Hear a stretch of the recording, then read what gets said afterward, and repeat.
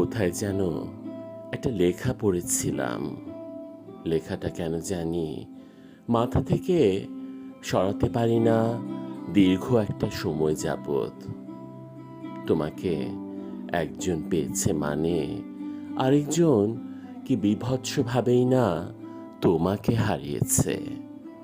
লেখাটা খুব ছোট, কিন্তু পৃথিবী সমান বিশাল কথাটার গভীরতা। কেউ একজন দিনের পর দিন, মাসের পর মাস, বছরের পর বছর কাউকে নিজের করে পাওয়া স্বপ্ন দেখে যাচ্ছে, অপেক্ষা করে যাচ্ছে। অথচ অন্য কেউ কোনো অপেক্ষা ছাড়া, সাধনা ছাড়াই তাকে নিজের করে পেয়ে গেল।